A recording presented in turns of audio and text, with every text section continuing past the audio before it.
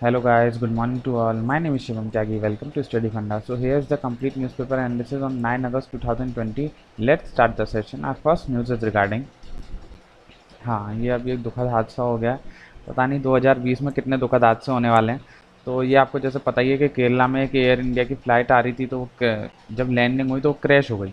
तो रीज़न क्या बताया जा रहा है कि वहाँ का जो एयरपोर्ट है वो टेबल टॉप है। टेबल टॉप क्या होता है मैं आपको यहाँ समझा देता हूँ। ये देखिए, टेबल टॉप जो रनवे है वो कभी भी हिली एरियाज़ पे होता है मेनली। तो इसका ये जो रनवे एक तो ये शॉर्ट होता है, बहुत शॉर्ट होता है और इसके दोनों साइड स्टार्टिंग पॉइंट और एंड पॉइंट पे खाई जैसा होता है। मतलब कुछ होता ही नहीं है, प्लेन है ही नहीं क्योंकि हिली एरिया पे बना है। तो इसके नीचे तो मतलब समझिए कि खाई खाई है, यहाँ पे भी और यहाँ पे भी। तो इसकी वजह से क्या होता है, अगर प्लेन थोड़ा आगे यहाँ से लैंड करना शुरू करता है तो यहाँ तक वो ब्रेक नहीं लगा पाता, इससे पार हो जाता है और वो खाई में गिर जाता है। तो प्रॉब्लम हर जगह यही आती है। इस वाले केस में भी शायद यही हुआ है कि वो वहाँ तक रुक नहीं पाया रनवे के एंड तक और वो खाई में जाके गिर गया। तो एग्जाम पॉइंट ऑफ व्यू हमें बस यही ध्यान रखना पड़ेगा कि टेबल टॉप रनवे क्या होता है, मैंने आपको बता दिया और कहाँ कहाँ पे। तो 5 टेबल टॉप रनवे इंडिया में, please remember the name and the location. अभी जो हादसा हुआ वो हुआ कोझिकोड, तो ये है केरला में। फिर एक मैंगलोर कर्नाटक, ये मैंगलोर में भी 2010 में सेम हादसा हो चुका है बाय टेबल टॉप रनवे। तो देखिए ऐसा नहीं है कि पहली बार हुआ है, ऑलरेडी पहले भी हो चुका है। फिर एक है शिमला में, हिमाचल प्रदेश में। एक पैंगोंग, ये पैंगोंग एक लेक भी है, एक जगह भी है तो सिक्किम में। एक है लेंगपुई, तो मिजोरम में। तो बस ये 5 जगह आप याद रखिएगा, 5 स्टेट और 5 का नाम। बस यही एग्जाम में पूछा जा सकता है, इसके अलावा और कुछ नहीं पूछा जाएगा। सो द नेक्स्ट न्यूज इज, हाँ आज है वर्ल्ड ट्राइबल डे। तो प्लीज़ रिमेंबर कब होता है वर्ल्ड ट्राइबल डे, तो आज है। तो इसमें छत्तीसगढ़ गवर्नमेंट ने निकाला था एक, तो मैंने आपको बता दिया। इसमें बस आप ये सेकंड पॉइंट याद रखिएगा कि हाईएस्ट कलेक्शन जो होता है माइनर फॉरेस्ट प्रोड्यूस का। माइनर फॉरेस्ट प्रोड्यूस क्या होता है, जो वहाँ के जो ट्राइबल लोग हैं वहाँ से जैसे हनी का प्रोडक्शन करते हैं तो वो माइनर फॉरेस्ट प्रोड्यूस में आता है। रबर का प्रोडक्शन करते हैं या टिम्बर का प्रोडक्शन करते हैं या बहुत सारी औषधीज होती हैं, मेडिसिन होती हैं, उनका प्रोडक्शन करते हैं, तो वो सब आता है माइनर फॉरेस्ट प्रोड्यूस में। तो सबसे ज़्यादा प्रोडक्शन जो करा है माइनर फॉरेस्ट प्रोड्यूस का वो किसने करा है, छत्तीसगढ़ ने करा है। बस आपको एक चीज़ ये ध्यान रखनी है। अब जो मैं बताता हूँ सबसे, अब जो अकॉर्डिंग टू सेंसस जो एग्जाम में पूछा जाएगा वो मैं यहाँ बताता हूँ। अकॉर्डिंग टू सेंसस 2011 कितना प्रतिशत हमारा एसटी है, तो 8.6% जो है वो हमारे एसटी पॉपुलेशन है। पहली चीज़ तो ये। सबसे ज़्यादा एसटी कौन से हैं, तो ये हमारी 2 ट्राइब है, एक तो भिल ट्राइब और एक है गोंड ट्राइब। ये दोनों एमपी में पाई जाती है और भी बहुत जगह पाई जाती हैं, लेकिन मेनली एमपी में पाई जाती हैं। तो ये 2 ट्राइब में जो सबसे ज़्यादा एसटी की पॉपुलेशन में। ये आप चाहें तो अपने लक्ष्मीकांत में भी रेफर कर सकते हैं, उसमें भी लिखा हुआ है।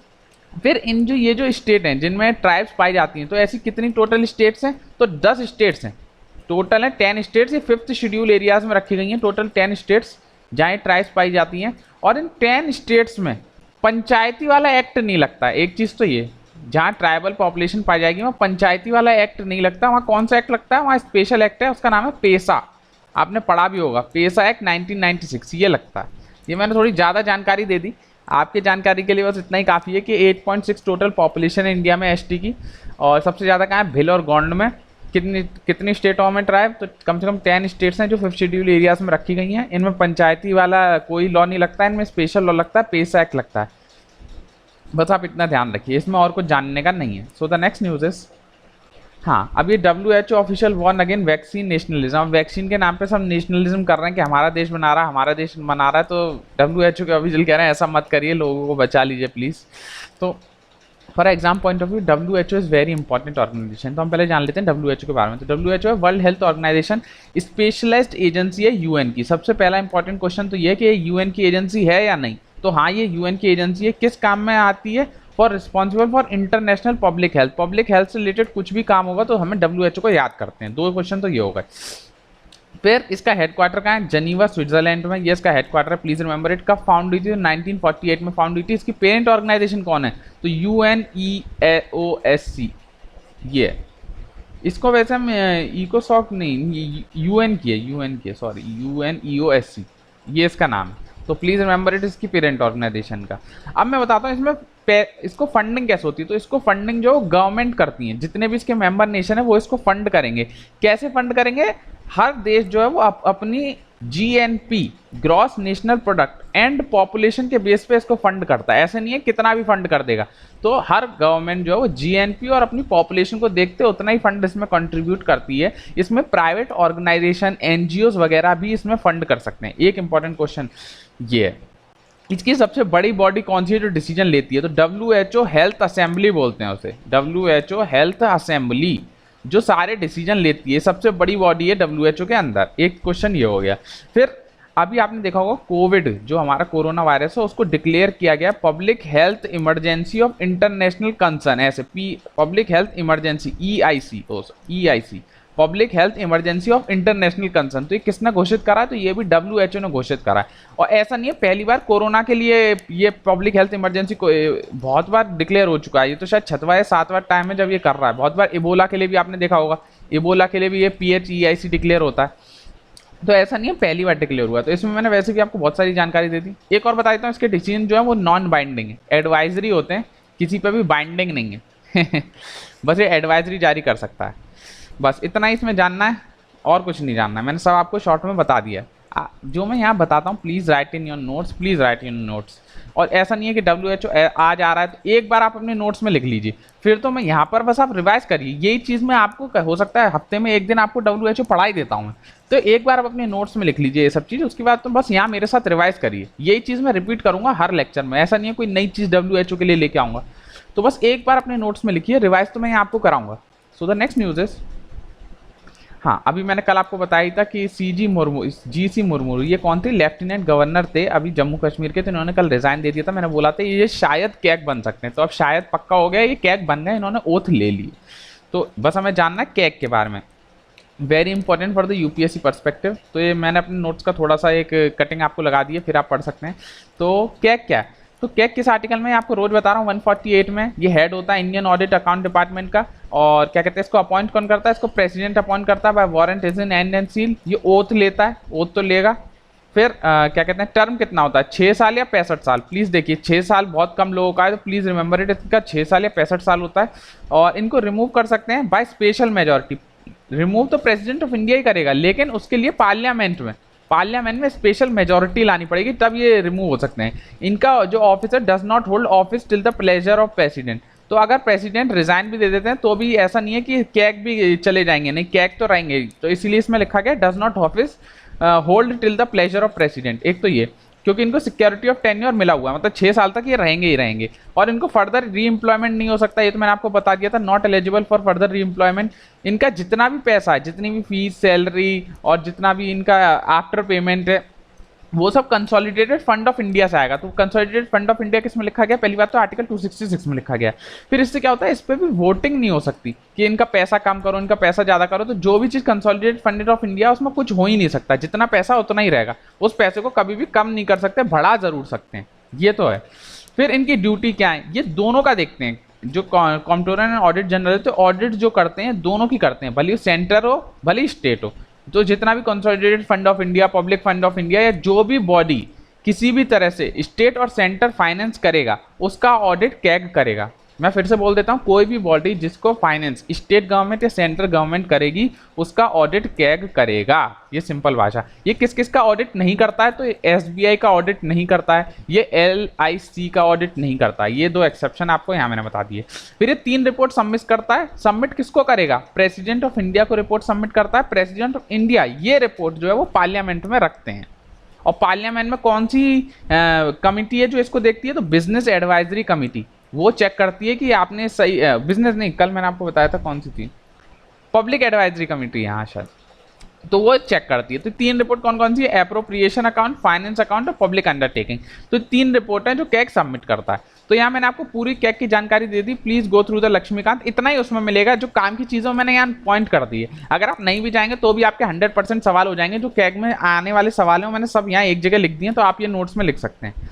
तो द नेक्स्ट न्यूज इज, हाँ, people should tackle EIA legally. अब EIA कम से कम 1 महीने से आ रहा है, बच्चे पूछ रहे हैं सर EI के बारे में आप कुछ बता क्यों नहीं रहे हैं। तो EI मैं आज बता देता हूँ, इसमें भी वो चीज़ नहीं है जिस वजह से इतना बखेड़ा हो रहा है। EIA क्या है? EIA अभी नोटिफिकेशन सरकार ने जारी करा था फॉर पब्लिक, कि पब्लिक उस पर अपनी राय दे। EIA की फुल फॉर्म क्या है? Environmental impact assessment act. तो इसमें प्रॉब्लम क्या आ रही है? इसमें मेजरली 3 प्रॉब्लम है जो मैं यहाँ हाईलाइट कर देता हूँ, आप बस समझ लीजिए, यहाँ कहीं नहीं लिखी है। पहली प्रॉब्लम ये है कि EIA में है कि कभी पहले क्या होता था कि कोई हम बिल्डिंग बनानी है, कोई कुछ भी चीज़ बनाना है, तो पहले हमें एनवायरमेंटल क्लियरेंस लेना पड़ता था। लेकिन अभी जो नया नोटिफिकेशन आया उसमें ये बोला गया कि आप पहले बिल्डिंग का काम शुरू कर दीजिए, आप एनवायरमेंटल क्लियरेंस जो है वो बाद में भी ले सकते हैं, या जब आपका प्रोजेक्ट चल रहा हो उस समय भी आप ले सकते हैं। तो पहली प्रॉब्लम तो ये है। दूसरी क्या है, इसमें क्या होता था, पहले जब भी कोई इन्वायरमेंटल क्लियरेंस ली जाती थी तो उसमें पब्लिक से पूछा जाता था, उसमें पब्लिक को टाइम देता था, 30 दिन का टाइम मिलता था पब्लिक से पूछने का कि आप 30 दिन के अंदर हमें बता दीजिए कि कोई दिक्कत है, सही है, क्या है। अब उस टाइम को रिड्यूस करके 20 डेज कर दिया है इस नोटिफिकेशन में कि बस 20 दिन का टाइम मिलेगा पब्लिक को, तो देखिए 10 दिन और घटा दिए। तीसरी इसमें प्रॉब्लम क्या है कि स्टेट बोल रही है, ये सेंट्रल गवर्नमेंट बोल रही है कि हम चाहें तो किसी भी प्रोजेक्ट को स्ट्रेटेजिक घोषित कर सकते हैं। तो उसके लिए जो भी प्रोजेक्ट स्ट्रेटेजिक होगा उसके लिए हमें एनवायरमेंट क्लियरेंस की जरूरत नहीं होगी, उसे हम डायरेक्ट बना सकते हैं। पहले क्या होता था, स्ट्रेटेजिक प्रोजेक्ट कौन से होते हैं, जैसे जहां हमारे न्यूक्लियर बॉम्ब्स रखे गए हैं, जहां हमारे न्यूक्लियर टेस्टिंग फैसिलिटीज़ हैं, या हमारा भाभा एटॉमिक नासा से रिलेटेड, वो नासा क्या इसरो से रिलेटेड कोई चीज़ है, तो ये सारी हमारी स्ट्रेटेजिक लोकेशन थी। लेकिन अब सेंटर क्या बोला कि हम चाहें तो किसी भी लोकेशन को स्ट्रेटेजिक घोषित कर देंगे, उससे क्या होगा, वहाँ पे एनवायरमेंटल क्लियरेंस की ज़रूरत नहीं पड़ेगी। तो मेजरली 3 प्रॉब्लम है, तो मैंने आपको यहाँ हिंदी में समझा दी। अगर आपको समझ में आई हो तो ठीक है, नहीं तो फिर अच्छे से अगर कोई आर्टिकल आएगा तो मैं आपको समझा दूंगा। इसमें अभी ये केवल नोटिफिकेशन है तो इसलिए हमें ज़्यादा नहीं जानना है। So the next news is, हाँ, अभी फ्लड वाटर एब इन असम। तो पहली बात तो मैं आपको बताता हूँ, फ्लड वाटर एब का मतलब क्या होता है। एब होता है the movement of the tide out to sea. जो टाइड आ रहे थे सी में, वो बाहर आ गए लैंड पे, तो फ्लड वाटर जो है वो लैंड पे आ गया। कहाँ आ गया, आसाम में आ गया। तो इसमें राइनो का बात हो रहा है, तो राइनो मर रहे हैं। तो 1 हॉर्न राइनो सबसे ज़्यादा कहाँ पाए जाते हैं, आप सबको पता है, काजीरंगा नेशनल पार्क इन आसाम। वेरी इंपॉर्टेंट, कहाँ पाए जाते हैं। आज का क्वेश्चन ये है, अब देखिए कल मैंने एक क्वेश्चन पूछा था कि इंदिरा रशिया की एक्सरसाइज, मिलिट्री एक्सरसाइज का नाम क्या है, तो इतना आंसर, ये 5 वर्ड का आंसर था इंदिरा। मुश्किल से 50 लोग आंसर दिए। अब बताइए, कोई मैंने बड़ा क्वेश्चन पूछ लिया कि 10-15 लाइन का क्वेश्चन था जो आप लोग एक आंसर नहीं दे रहे हैं, फिर आप बोलते हैं सर आप क्वेश्चन क्यों नहीं पूछ रहे हो। अभी मैं एक क्वेश्चन पूछ रहा हूँ, उसका आंसर लोग नहीं दे रहे, और मेरे से बोलते हैं कि सर आप पूरी एक्सरसाइज कराइए, हमें क्वेश्चन दिया करिए, संडे के दिन ये करा करिए, वो करा करिए। आप पहले एक क्वेश्चन का आंसर तो प्रॉपरली सब लोग दे दें, तभी तो मैं सोचूं भी कि हाँ लोग इंटरेस्ट दिखा रहे हैं तो मैं आगे कुछ बनाऊं।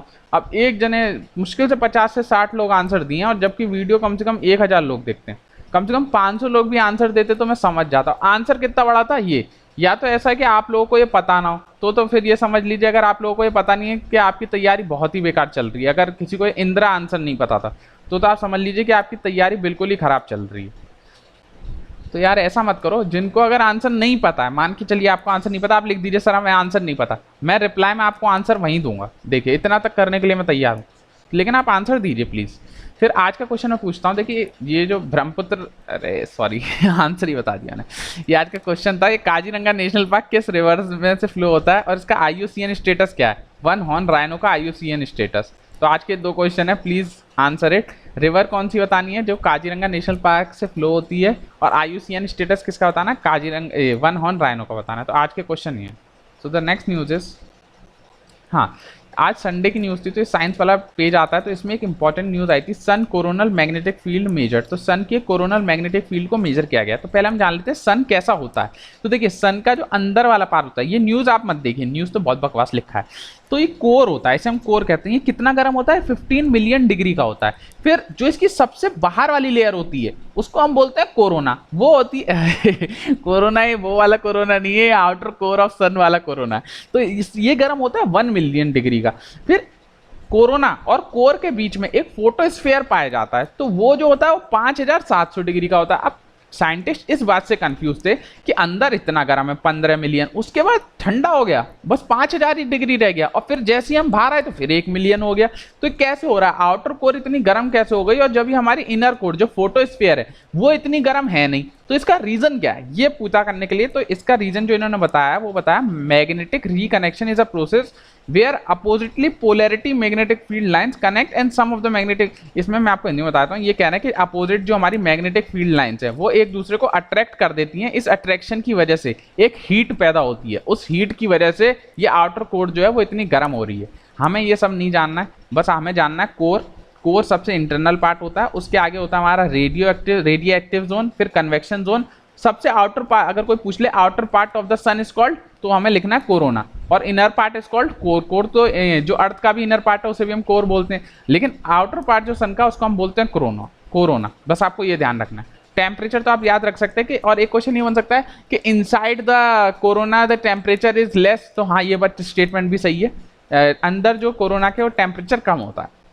सो द नेक्स्ट न्यूज इज, हाँ अभी देखिए पाकिस्तान वाला, अरे यार एकदम बेवकूफ़ आदमी लोग हैं यार पाकिस्तान के। अब ये देखिए नया मैप जारी कर दिए हैं। अब मैप देखिए मैं आपको बताता हूँ इन्होंने क्या बताया कि इनका जो गुजरात, सबसे पहले मैं स्टार्टिंग से बता देता हूँ आपको थोड़ा सा, कि जब हमारा देश आज़ाद हुआ था 1947 में, तो बहुत सारे डिस्ट्रिक्ट ऐसे थे जो प्रिंसली स्टेट थे, उनको ये बोला गया था या तो आप इंडिया के साथ जुड़ जाइए या आप पाकिस्तान के साथ चले जाइए, नहीं तो आप क्या कहते हैं, आप आज़ाद, खुद से आप अपने आज़ादी भी रह सकते हैं, आपको किसी के साथ जाने की ज़रूरत नहीं है। तो 2-3 प्रिंसली स्टेट ऐसे थे कि हाँ उन्होंने बोला कि हम आज़ादी रहना चाहते हैं। तो कौन कौन से थे, एक तो थे जूनागढ़ वाले, एक थे हैदराबाद वाले, एक थे जम्मू कश्मीर वाले, एक दो और थे। तो अभी क्या हुआ कि जूनागढ़ वाले से साथ हमारी दिक्कतें आ गई हैं, क्योंकि अभी क्या हुआ है, जो पाकिस्तान ने नया मैप जारी करा है, तो ये जो जूनागढ़ है और मानवदार, ये एक छोटा सा टाउन है इधर ही अंदर ही, जूनागढ़ के अंदर ही, तो इसको बोला गया कि हमारा पार्ट है। ये कहाँ पे है, ये इस जगह पे है कहीं, बताइए, इसको अब अपना पार्ट कह रहा है पाकिस्तान। तो क्या हुआ जब इनको आज़ाद इन्होंने बोला, फिर ये जूनागढ़ वाला जो, मैं सबसे पहली बात बता देता हूँ कि यहाँ 80% पॉपुलेशन जो थी वो हिंदू थी, लेकिन यहाँ के जो राजा थे वो एक मुस्लिम राजा थे। तो उन्होंने सोचा कि हम जो है वो पाकिस्तान के साथ शामिल हो जाते हैं ऐसे, तो क्योंकि हमारा कनेक्शन हो जाएगा थ्रू सी रूट के थ्रू हम यहाँ से यहाँ जा सकते हैं। लेकिन जो हमारे सरदार वल्लभ भाई पटेल थे उन्होंने बोला नहीं ऐसा नहीं हो सकता, क्योंकि हमारा सोवरेन, हमारी जो इंडिया की नेशनल सिक्योरिटी है उसके लिए थ्रेट हो सकता है। तो उन्होंने यहाँ पुलिस एक्शन करवा दिया। पुलिस एक्शन से क्या हुआ कि यहाँ पे हमने जूनागढ़ को इंडिया ने अपने कब्जे में ले लिया बाय पुलिस एक्शन। फिर पाकिस्तान इस सवाल से बोल रहा था कि आपने पुलिस एक्शन कैसे करा लिया है, तो गलत कर दिया। तो फिर क्या हुआ कि यहाँ प्लेबिसाइट कराया गया। प्लेबिसाइट क्या होता है, प्लेबिसाइट होता है इलेक्शन, टाइप ऑफ इलेक्शन। उनसे वहाँ के लोगों से पूछा गया कि आप किसके साथ रहना चाहते हैं। तो 98 पॉइंट या 99.5 लोगों ने बोला कि हम इंडिया के साथ रहना चाहते हैं। केवल 90 लोग, मेरे को 90 लोग ही ध्यान है जिन्होंने बोला था कि हम पाकिस्तान के साथ जाना चाहते हैं। मान देखिए कोई जाना ही नहीं चाह रहा था। टोटल लोग जूनागढ़ के ये बोले कि हम इंडिया के साथ रहना चाहते हैं, केवल 90 लोग ऐसे थे जिन्होंने बोला था कि हम पाकिस्तान के साथ जाना चाहते हैं।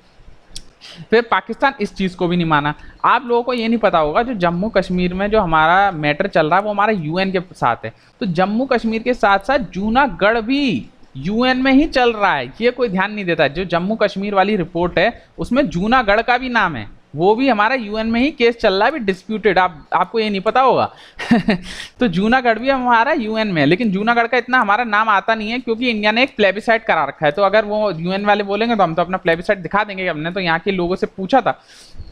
तो ये अभी मेजरली प्रॉब्लम चल रही है, तो मैंने इसलिए आपको हिंदी में दिखा दी कि यहाँ प्रॉब्लम क्या है। तो ये हमारी दो जगह का आप नाम याद रखिएगा, जूनागढ़ और मानवदार। मानवदार इंपॉर्टेंट है, जूनागढ़ तो आप पहचान लेंगे कि ये इंडिया का पार्ट है, लेकिन मानवदार आप नहीं पहचान पाएंगे। तो जो हमारा जूनागढ़ वाला पार्ट है, जो हैदराबाद वाला पार्ट है, ये हमने कैसे लिया इंडिया में, पुलिस एक्शन के थ्रू से लिया। पुलिस एक्शन करवाया था यहाँ तब आया। और जो जम्मू कश्मीर वाला पार्ट है वो हमने कैसे लिया, वो इंस्ट्रूमेंट ऑफ एसेशन, इसके थ्रू लिया है जम्मू कश्मीर को।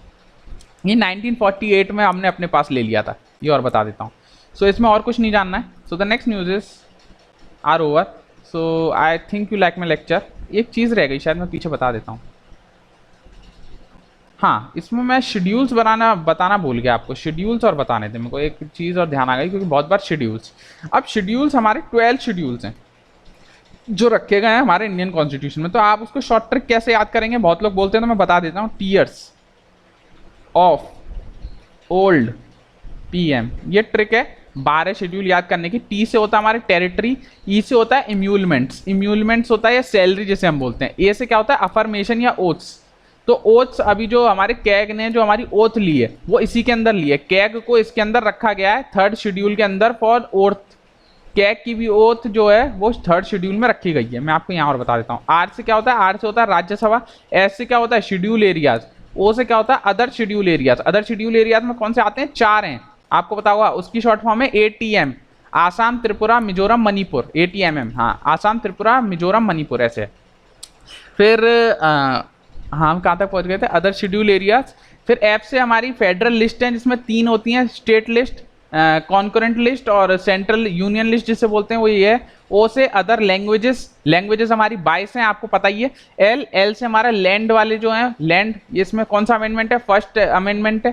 फिर डी से डी से हमारा एंटी डिफेक्शन लॉ है, उसमें 52 अमेंडमेंट है। फिर पी से पंचायती राज है, उसमें हमारा 73 कॉन्स्टिट्यूशन अमेंडमेंट एक्ट है। एम से म्यूनिसिपैलिटी, उसमें 74th हमारा कॉन्स्टिट्यूशन अमेंडमेंट एक्ट है। तो मैंने यहाँ शॉर्ट में आपको सब बता दिया। तो आप ऐसे याद करिए फॉर एग्जाम ऐसे याद होना चाहिए, ऐसा थोड़ी है कि मैं कुछ अलग बता रहा हूँ आपको। अभी शॉर्ट ट्रिक है, आप मुश्किल से आधे पन्ने में से कंप्लीट कर सकते हैं अपना पूरा शेड्यूल, और इससे 2-3 सवाल हमेशा आसानी से बन जाते हैं। क्या बताऊँ यार, बहुत कुछ होता है बताने के लिए। 22 शेड्यूल, 22 लैंग्वेज है, तो उसमें कौन कौन से कॉन्स्टिट्यूशन अमेंडमेंट हुए हैं? 21 हुआ है, 71 हुआ है, 92 हुआ है। ये 3 आप याद कर लीजिए, डायरेक्ट पूछ लेता है कौन कौन से अमेंडमेंट हुए हैं। 21 से 1 लैंग्वेज ऐड हुई है, इससे 3 लैंग्वेज ऐड हुई है, इससे 4 लैंग्वेज ऐड हुई है। कौन कौन सी लैंग्वेज ऐड हुई है 4 से? क्या कहते हैं इससे 3 से तो KMN ऐड हुई है, कोंकणी, मैथिली और नेपाली ऐसे करके। इससे ऐसे शायद सिंधी ऐड हुई है, और हाँ इससे बोडो, डोंगरी, मैथिली और संथाली ऐसे, हाँ BDMS ये, यस। तो ऐसे याद होता है यार, तो ऐसे आप प्लीज़ रिमेंबर इट। और कोई भी दिक्कत है तो आप कमेंट सेक्शन में लिखिए। Please like, share and subscribe. आज संडे था तो लेक्चर इतना ही बन पाया, कुछ हो सकता है आपको पसंद आया ना आए, so please answer it. Thank you all guys, bye bye.